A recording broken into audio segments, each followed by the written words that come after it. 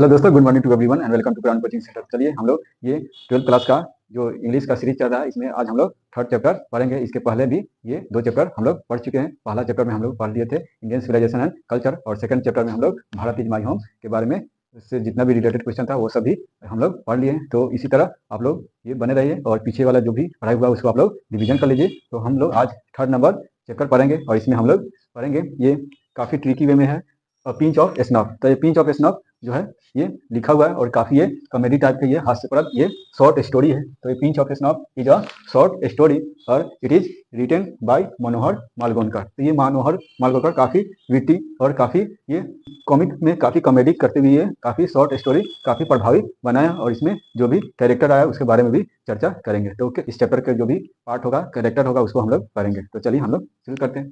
तो सबसे पहले first of all, Manohar Malgonkar was born in 1913 और 1913 में जन्म लिए। Is a well known novelist and short story writer. तो ये काफ़ी प्रसिद्ध ये क्या थे, उपन्यासकार थे और एक शॉर्ट स्टोरी राइटर मतलब छोटी कहानी लिखने वाले ये लेखक थे। हिज इम्पोर्टेंट वर्क्स इंक्लूड, उनका जो महत्वपूर्ण ये लिखा हुआ है तो distant, drum and the princess ये है। नेक्स्ट है, this short story is a pinch of snuff is taken from contemporary Indian short stories in English. तो ये जो पिंच ऑफ स्नफ है ये कहाँ से लिया गया है, तो contemporary Indian short story in English से ये लिया गया पार्ट है। तो ये काफ़ी ये कॉमिक, तो ये काफ़ी कॉमिक है, ये कॉमेडी है, हास्यपूर्ण है, और इसमें इसमें मेन कैरेक्टर है। और पिंच ऑफ स्नफ का जो कैरेक्टर यहाँ पे लिखे हैं, इसको पढ़ने से पूरा प्रोज का जो कंसेप्ट है वो क्लियर होगा।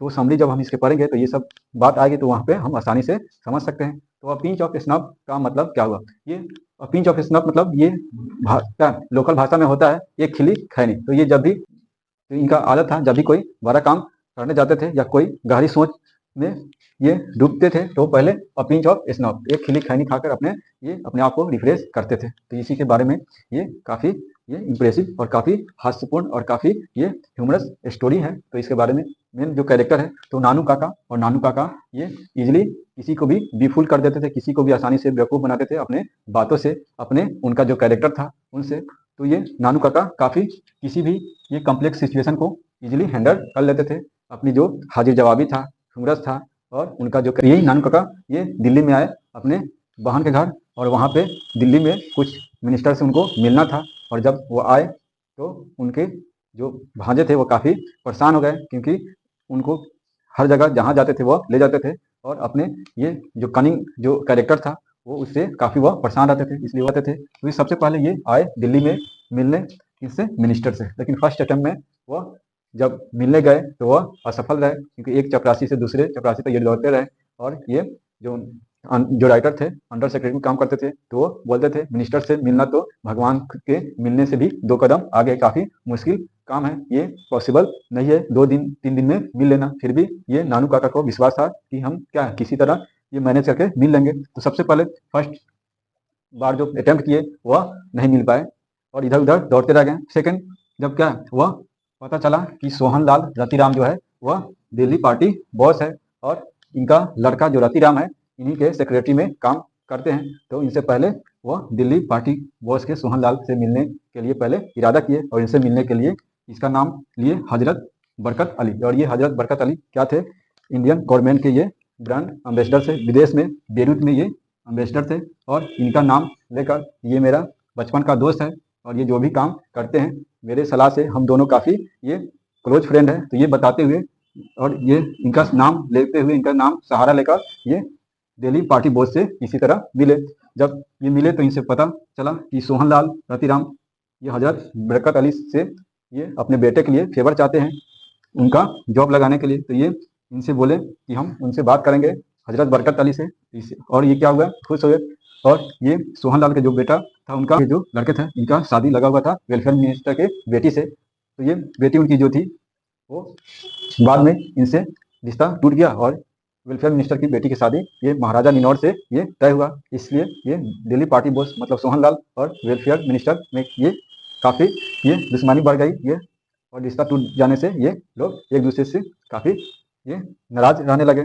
जब ये पता चला तो अब वेलफेयर मिनिस्टर से इनको मेन टारगेट था वेलफेयर मिनिस्टर से मिलना था, इसलिए अब वेलफेयर मिनिस्टर से मिलने के लिए क्या किए, अब उनका महाराजा निन्नौर का नाम का सहारा लिए और ये अपने आप को क्या बताए, जब इनके पास गए, इनके रेजिडेंस प्लेस पर गए, आवास में गए, तो मिलने के लिए वह जोर जोर से ये अपने ही भांजे से, अपने ही लोगों से बात करने लगे कि हम क्या है, ये जो महाराजा निन्नौर है, इसी महाराजा निन्नौर के दरबारी के हम लोग ये पुराने एस्ट्रोलॉजर है, मतलब ये उनके खानदानी कहने लगे कि हम खानदानी पुरोहित है महाराजा निन्नौर की। जब ये बात सुने तो वेलफेयर मिनिस्टर खुद अपने ऑफिस से ये आए मिलने और काफ़ी स्वागत किए और काफ़ी ये शांति से बात किए और जो भी उनका काम था मिनिस्टर से, वो अपनी सारे बात को रख के बातचीत हो गई। इस प्रकार इनका जो आना था ये सक्सेस हुआ और इस प्रकार अगले दिन ये चले गए। तो इस चैप्टर में यही पूरा उसका समरी है। तो इसको आप लोग कहानी टाइप के एक बार इसको सुन लिया, आप जल्दी से याद हो जाएगा। इसका हम एक बार समरी लिख दे रहे हैं, तो ओके।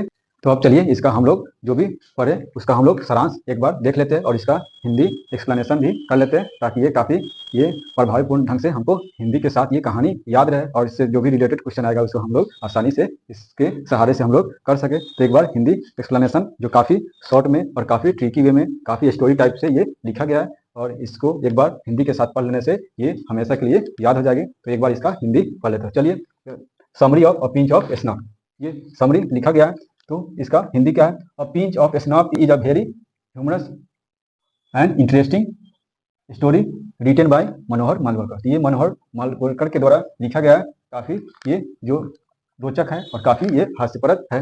नेक्स्ट है, this story has been taken from contemporary Indian short story in English. तो ये कहानी कहाँ से लिया गया है? तो इसके पहले भी हम लोग पढ़ चुके हैं। तो ये कहानी जो कंटेम्प्रोरी इंडियन शॉर्ट स्टोरी जो इंग्लिश में है उसी से ये लिया गया है।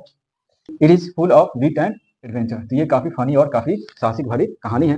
नेक्स्ट पैराग्राफ है, दिस स्टोरी इज अबाउट नानू काका who is the maternal uncle of the writer. ये कहानी किसके बारे में है? नानू काका के बारे में है, जो किसके मामा है, तो जो राइटर है उसके मैटरनल अंकल मामा हैं। नेक्स्ट है, the writer is an under secretary in Indian ministry. जो राइटर कहाँ जॉब करते हैं?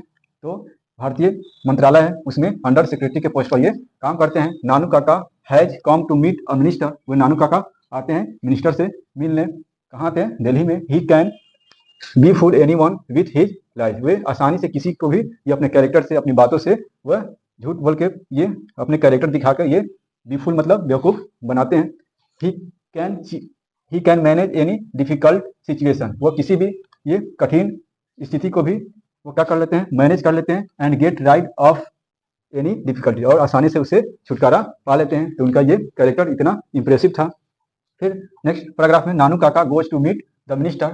तो नानू काका जाते हैं मिनिस्टर से मिलने, but he fails to meet him. किंतु वह पहले फर्स्ट अटेम्प्ट में वह असफल रहते हैं, नहीं मिल पाते हैं। Then he changes gets up and go to Sohanlal. तब वे क्या करते हैं? अपने आप में वह फिर से अपना गेटअप चेंज करते हैं और तब जाते हैं वह सोहनलाल से मिलने, जो क्या रहते हैं? The party boss of Delhi. वह दिल्ली में के पार्टी बॉस रहते हैं।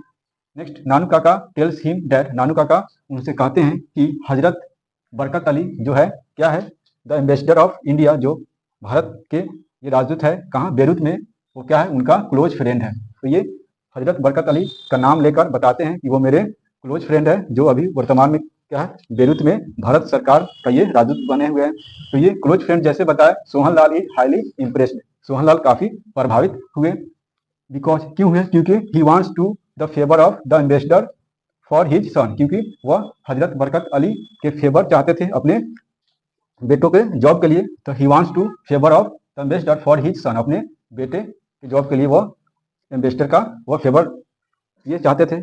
आफ्टर टॉकिंग, इस बात से उनको पता चला, बहुत सारी बात हुई दोनों के बीच। तो नानू काका जाने कि डैड क्या जाने? The welfare minister wants to marry his daughter to prince of Ninnaur. जो निन्नौर के महाराजा है उसके राजकुमार से ये वेलफेयर मिनिस्टर जिनसे उनको मिलना था, तो वो अपनी बेटी की शादी, निन्नौर के महाराजा की शादी, निन्नौर के जो राजकुमार है उससे शादी ये लगा हुआ है, उनसे शादी होने वाली है। देन ही प्लान्स, तब वे प्लान किए, क्या किए? To meet the minister. तब वह वेलफेयर मिनिस्टर से मिलने का प्लान किए। He goes to the minister's residence. वह मिनिस्टर के आवास पे गए। And poses as the hereditary of the Maharaja Ninnaur. वो कैसा पोज दिए? हेरिडिटरी एस्ट्रोलॉजर, यहाँ है एस्ट्रोलॉजर। तो वह निन्नौर, तो जब नानू काका ये अपने आप को निन्नौर के ये दरबार के ये खानदानी एस्ट्रोलॉजर बताए, अपने आप को पुरोहित वहाँ के बताए, तो जो ये मिनिस्टर थे वो खुद उनसे मिलने आ गए। दिस ट्रिक हेल्प्स हिम, ये ट्रिक उनका काम किया। And the welfare minister himself मतलब अपने आप को खुद मिनिस्टर वो आए, कम्स टू मीट, मिलने बाहर आए। देन ही टॉक, तब वे क्या है वह बहुत सारी बात किए। व्हाट ही वांट टू, तब वे जब वो बाहर आ गए तो उनसे काफी सारी बात किए, जो भी बात करना चाहते थे। उसके बाद and next day he returns to his home, अब इनका काम सक्सेस हुआ, वे मिनिस्टर से मिल लिए। नेक्स्ट इसका अब कंक्लूजन क्या है। दस इस प्रकार the whole story revolves around Nanu Kaka, तो ये पूरा कहानी नानू काका के इर्द गिर्द घूमती है। He change his feather according to weather, वे अपना किस तरह ये रंग बदलते हैं मौसम के अनुसार, जैसा देश वैसा भेष अपनाकर ये अपने काम को आसानी से करा लेते हैं, यही सब चर्चा है। द स्टोरी शोज, यह कहानी दिखाती है दैट कि पर ये जो पर्सन लाइक नानू काका will be successful in the present society, ये कहानी बताती है कि आज जो वर्तमान की सोसाइटी है, समाज है, उन समाज में नानू काका के जैसा ही लोग काफी सक्सेस है। ये कहानी का ये पूरा समरी हुआ। इसको आप लोग लिख के और इसको एक बार पढ़ लीजिएगा, हिंदी इसको सुन लीजिएगा, इस प्रकार ये हमेशा के लिए याद हो जाएगा। Okay, thank you for watching video. फिर नेक्स्ट क्लास में मिलते हैं। ओके।